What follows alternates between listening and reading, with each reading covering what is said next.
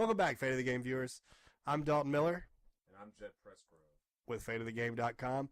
Today we're going to talk about the Xbox One reveal. It came out on Tuesday, I believe, of this past week. Microsoft finally had its press conference to reveal to the world its future for gaming in general, I guess, and everything else apparently from what we saw in the reveal. So we're just kind of going to break it down and tell you what our thoughts are on it and what the possibilities, advantages, and the disadvantages for what we've seen so far. Jed, what did you think about the overall reveal itself?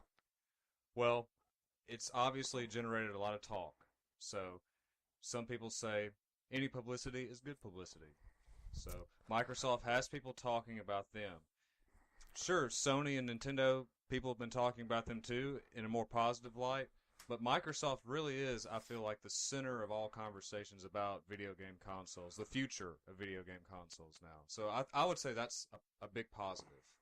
I got to agree with you. I mean, everybody knew that it was going to come down to that, you know, as soon as Microsoft opened their mouth and let fly with what they had planned for the next generation, that it was going to overtake everything because the 360 was such a behemoth. It came out before the PS3. And it gained so much ground. It definitely ended this generation. I mean, you know, you have your fanboys and you have your people who talk back and forth and say, well, one or the other won. But as far as next generation consoles, you gotta think that more often than not, most people played on a 360 for the majority of their time, especially in multiplayer games as far as we're concerned. Because Xbox Live has evolved over the years as kind of the main center point of Microsoft's temple of gaming prowess, as it were. But the new stuff that they've introduced here in the Xbox One reveal involving Xbox Live with the television interface that they have now with an HDMI input, it seems like they're trying to branch it out even further as far as ease of access and as far as getting as many people as they can on board with their next console. What do you think about the inclusion and the focus largely on extra gaming entertainment? Well, for me personally, it didn't do a lot for me. I would like it to focus more on the games, but I can see what Microsoft was trying to do. I think that they were almost taking a page in a different way from Nintendo's handbook of just trying to broaden their audience. See, Nintendo, they did very well with the Wii because they got the elderly, they got families all on board, you know, with the Right. Wii Fit and all these sorts of things. And so this is kind of like what I think Microsoft is trying to go in that more general direction. And so they're focusing on TV. And a lot of people watch TV on the Xbox 360. I mean, That's true. I was just watching it with my wife the other night in the bedroom. You know, just lying down watching TV. Yeah, And I mean, Netflix, Hulu Plus, all those services, they definitely have changed the way we view entertainment. And this isn't to say that the other systems don't also allow you to do that, but I think Microsoft wants people to think, hey, you know, this is a gaming console, and this is the one that you need to get if you want to watch television too. This is the best one for that. And see, they're also doing, I think, a brilliant thing with Steven Spielberg doing the Halo TV series. I don't know how they got Spielberg to get on board with this, but Spielberg obviously saw some money in this somewhere, otherwise he wouldn't be in it. Right. But you know it's going to be a high-production television series. Now, I'm not saying that the other stuff that he's produced for television has been good. I haven't even watched it. But the thing is, the fans are going to come there. The Halo people are going to be there, and it kind of, you know, shows you that Microsoft is going for this general audience now, you know. Yeah, I think the Halo show, I think that's a move in the right direction. The Forward Unto Dawn, I don't know if you saw the web series they did for the release of Halo 4. It was really good. Definitely proof of concept that you could make something that was not only emotionally connected but visually as pleasing as well out of the Halo franchise into that live action television show or movie. See, now are they going? Is there going to be a Halo movie? I heard that there was something being developed, but has it been green-lighted or anything? I think the movie plans have gone downhill over the last few years, but the Forward Unto Dawn, it was just a web series. I think that the overall runtime was like maybe an hour and 10 minutes. They came out, they ran it in 15-minute segments on YouTube every week leading up to the Halo 4 release. and it was really good stuff. I have to say it had a very Battlestar Galactica type of tone, but overall I think it was good. So I can't fault Microsoft for moving in that direction. Honestly, with that series, especially, it feels like it's been cried out for so long that it's just about time that Microsoft finally came through for the fans. Well, let's talk about the console itself. What do you think about the aesthetic? Well, I'm going to be honest with you here.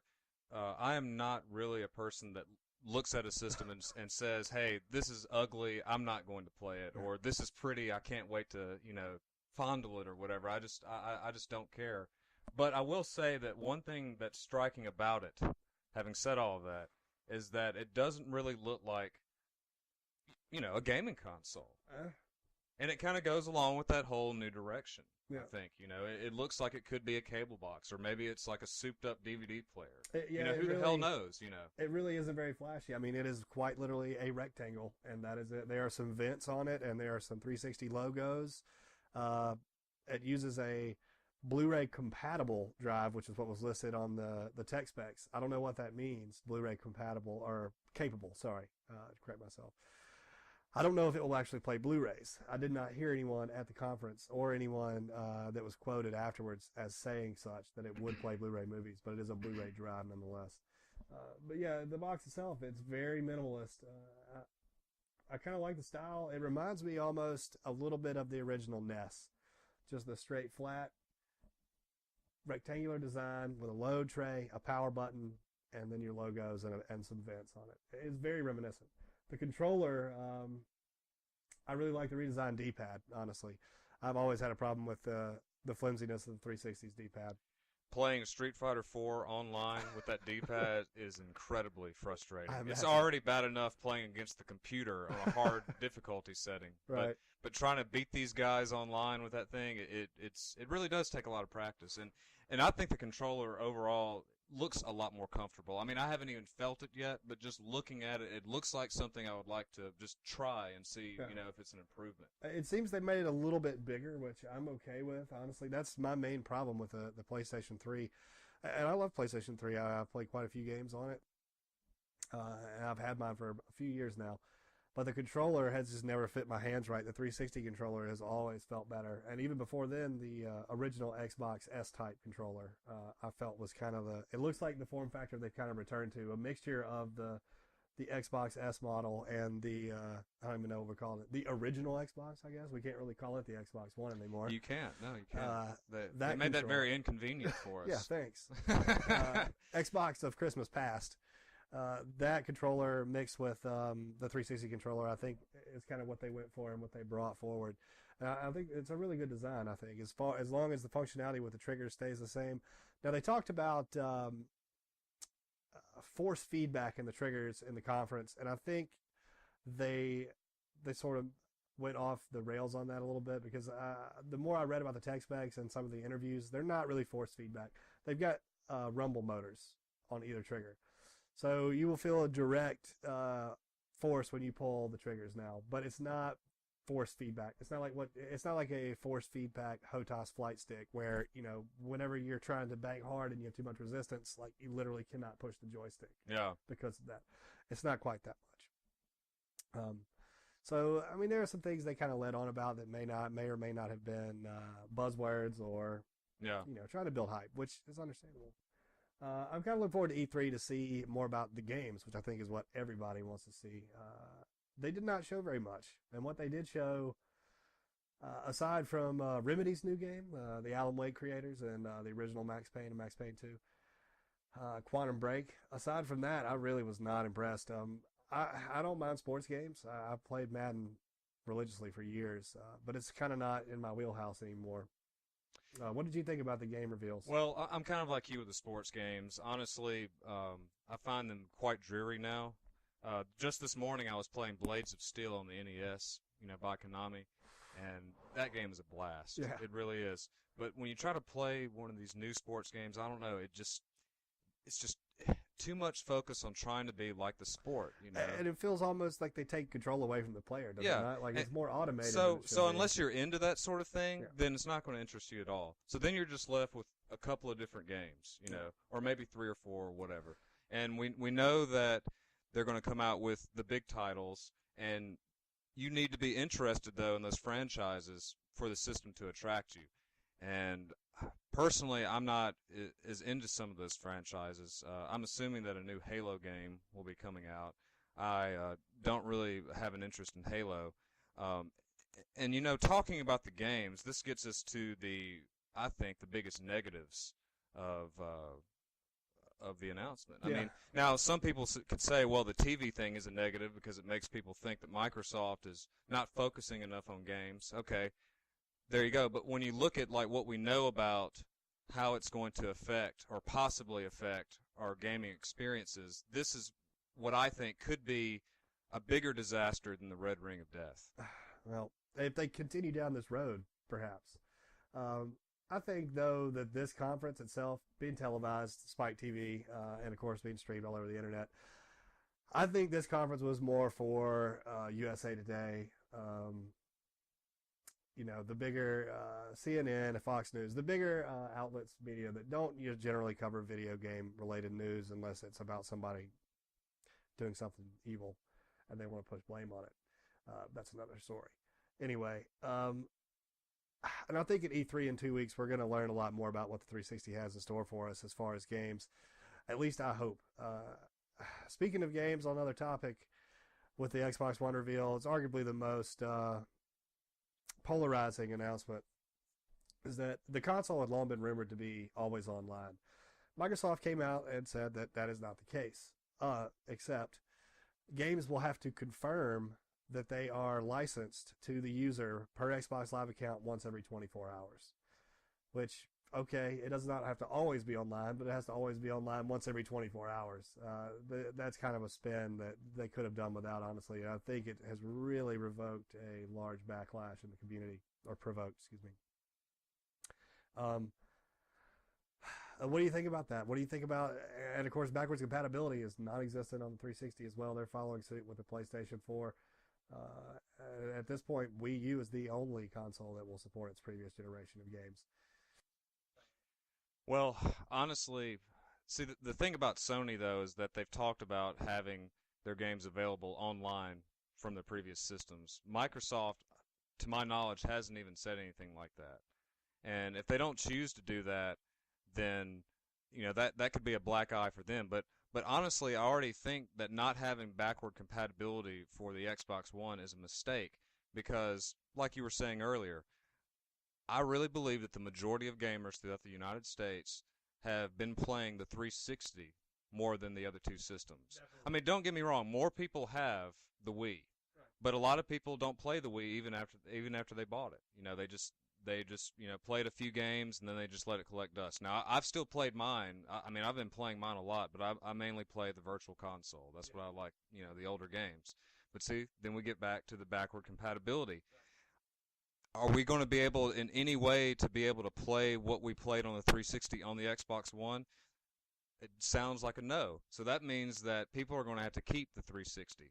So for me, if I were to buy an Xbox One, that wouldn't be a big deal for me because I would want to keep the 360. I like to, collect the consoles and everything. But some people, though, like to sell their previous console to help them pay for the upgrade. And see, in this economy, that can be a big issue for a lot of people. And so I think Microsoft, they're just not looking at the overall economy and how the working and middle class works into that, and how different things can affect them. And it goes back, and then we get to the used game situation where you're going to have to pay some kind of fee to Microsoft after you buy the game from GameStop. And I don't know how that's going to work. I don't know how that's going to work exactly. Larry Herman's in an interview, did a press release actually 2 days ago. That's Major Nelson for everybody out there on Twitter. He's kind of the mouthpiece of Microsoft and Xbox. And he said that they would allow people to sell games back. He did not go into any detail. He also blamed the media for negatively spinning it, which was not the best move, I thought, on Microsoft's part to try to get people in their corner. Who is that? Who said that? Larry Herb, he's Major Nelson on Xbox Live. He has he has a show and everything on the 360. Plus, is probably one of the most followed Twitter accounts as far as gaming. Okay, see, I don't even follow him, and I have a 360, so I was just wanting to clarify for those. Yeah. But anyway, he is kind of the mouthpiece of the Xbox corporate, I guess, to the gamers. So essentially, from what it sounds like to me, is you're going to buy a game, and we're basically going to what PC was 5-6 years ago. You buy a game, it has a online registration code that you type that in, and you load the game on your PC through the disc, and then you don't need the disc anymore. But that disc is useless from that point on without the code. It's just another step forward in the whole online pass that was experimented with in the last 2 years, as far as locking out some features for new games and used games. And I really, to me, honestly, my opinion on used games is they are not positive for the industry. Excuse me. And I think that with over 200 studio closures in the last decade of gaming itself, and a lot of those studios, even publishing houses that went under, they were not making bad games. They were not making poorly reviewed games.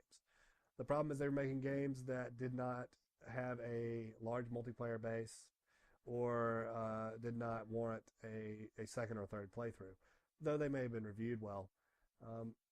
And I play a lot of games on PC, obviously, if you've seen anything on our site. And there is no used or new games. It's just games digitally downloaded. And as soon as we go to that digitally downloaded future, then that's all good and fine. But the problem with it in a console space with me is, let's say I've digitally bought a ton of Xbox 360 games. If I can't play those on my new Xbox One, then those are gone. Like, I cannot. Microsoft's not going to refund me the money for those licenses. On PC, all of my games will always be there as long as Steam exists. And Steam has if you read their license agreement, they have an out saying they will switch off DRM if something were to happen to their business, and allow you to have those games indefinitely. And I wrote an article for the site a while back about backwards compatibility in general, and eventually the servers are going to get cut for 360, even if you keep it or not. That's true. That's what it happened to the Xbox. And that's original. not a very pleasant thought, with the idea that you can't play those games that you downloaded from that server on the Xbox One. Right. See, here's the other thing. Okay, so we're talking about all these developments with Microsoft, and you alluded to the way that they were making statements about these things and how they're just not promoting it the right way. And, right. And I agree with that. These changes, maybe they wouldn't seem as bad if it seemed like Microsoft couldn't do any better. See, that's the thing. A lot of people say, well, you know what? If they really wanted to, they could do the backward compatibility. They're just not going to give it to us. And see, there's the whole money aspect of it. Right. And see, that kind of creates animosity from some consumers. And then, of course, with statements like, the president of the Xbox division saying that, if a system is backwards compatible, then it's really backwards. Right. See, he's talking about, and I can't remember the fellow's name, but he's talking about the system being backward, but then the consumer, when they see that statement, then they think, well, if this system is backward, but I would like to play a system that has backward compatibility, does that make me backward? And see, then it becomes an insult toward the consumers. So regardless of whether, going in a different direction has merit, you cannot promote it that way. You just can't say things like that. I agree. Just, I agree. I think they kind of came out the gate with, I feel like they have the tone that Sony had when they announced the PlayStation 3 when they said, I completely agree. When they said, completely agree. If you want the PlayStation 3, you'll get a second job to get it. And a really overconfidence that has turned a lot of people off, I think. And I understand that, they're in the business of making money on these consoles with the accessories and whatnot. And we've already heard that headsets will now have a proprietary headset jack. No Xbox 360 or PC headsets will fit an Xbox anymore. They will have a Xbox One headset jack. That means all new materials, all new accessories, and they've contracted Turtle Beach to produce those. The Xbox 360 controllers will not be compatible with the Xbox One. And that's all in the name of business. And that kind of stuff I can live with. The headset thing might be a little bit of a stretch because we've used the same headset jacks for every system that has supported a headset forever, essentially. But it's on the side again of just like, this is what it's going to cost for you to come with us on this journey, and you're going to do it because you want to. And see, again, like, making the message like that is a mistake. And you know, you look at Nintendo. Okay, now they're in their own little corner doing crazy stuff. That's what they do. You know, with the motion controller and then with the, you know, the gamepad and everything. And then of course the fact that they don't get as many of the third-party titles. Traditionally, they haven't since the Super Nintendo. The Super Nintendo is the last Nintendo system that just got everything. Well, see, now Nintendo's off in their own little corner, but you never get arrogance from Nintendo.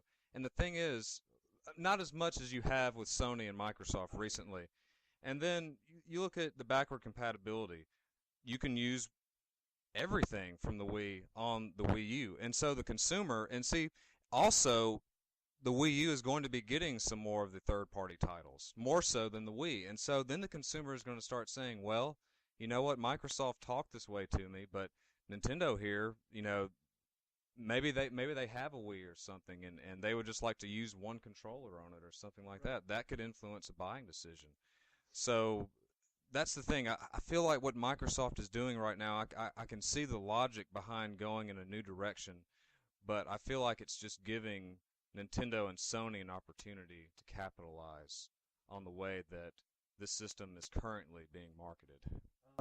And Sony has not commented on their new versus used game policy, but I cannot help but imagine that all it took was one of the giants to put their foot down first, and the other one will probably follow suit. I would think that Sony had foreseen this, and maybe they just did not want to announce that at their reveal and be the bad guy and let Microsoft maybe take that shot in the mouth. But I got a feeling that Sony's probably going to go down the same road of, if not a full license purchase on a used game, then somewhat partial. And that's one possibility. The other possibility is, okay, maybe they were planning to do that, like what you just said, but then they see this, and then they're like, well, you know what? This is an opportunity for us to get the consumers on our side, those consumers who are alienated. If you look online, and you can just look at any site, any forum site that might have a gaming forum, or any article that's talking about the Xbox One, and you look through the comments, and you know, some people are positive about it, of course, but you really come away with like this overwhelming negativity from the consumer, just a consumer standpoint, and you start running into something that we haven't talked about that I've seen, and it's really crazy when you're talking about a gaming console and you hear George Orwell in the same sentence. People talking about how it has to be connected to the Kinect at all times, and that there's a camera in there.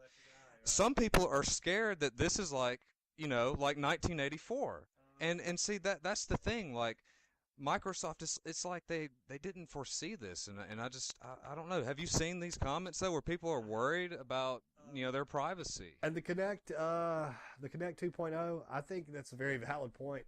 And Microsoft, I have talked to some friends of mine in the marketing industry that work with Microsoft, and Microsoft is currently undergoing some changes where they are trying to put together a massive marketing package to its advertising agents. So basically, having the console always online means whether you have Xbox Gold or Silver, you are going to be pushed advertisements at all times on the dashboard, possibly in games. There were in-game advertisements experimented with this past generation. But what people are, I think, are kind of missing the point on that is kind of scary. If the Kinect can recognize you as a human being based on your body type, how easy do you think the Kinect would be able to recognize labels of products?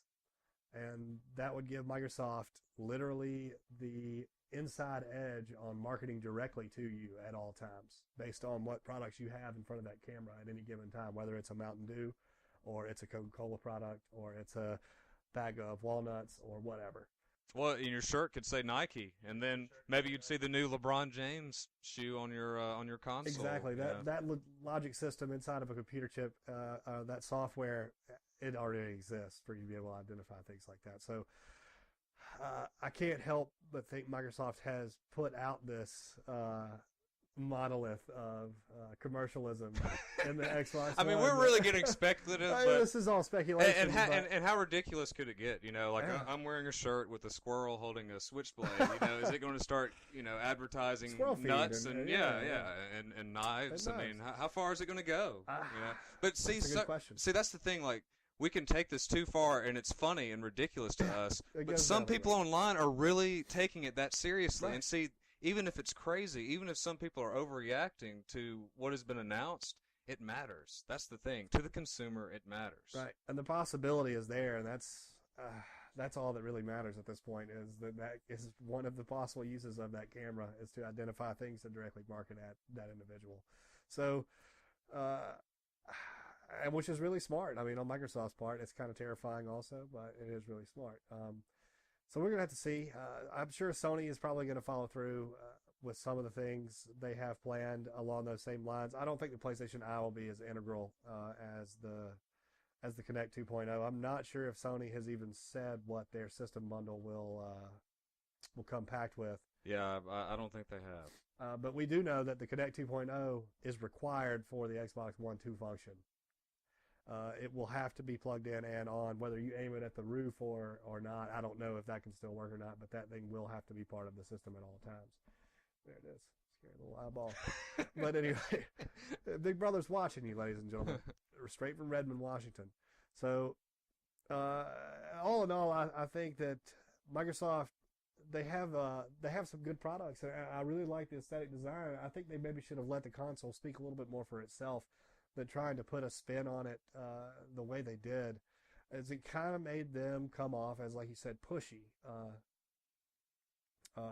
Thing is, like maybe a cocaine dealer or something. Like, you're gonna buy this shit. You're gonna try it once, and then hey, you're gonna you got to have it now. You cannot live without this. Whatever. You can't watch TV without this. But we're not saying Microsoft employees are cocaine dealers. I'm sure they're very nice people. But that's just my metaphor. But anyway, that's kind of what we wanted to bring to your attention today. We want to let you know what we thought about it in general, Jed and myself, and we want to know what you think about it. So post on the comments. Come to fadeofthegame.com. Subscribe to our site. Tell us what you think. And follow this story with us as it develops.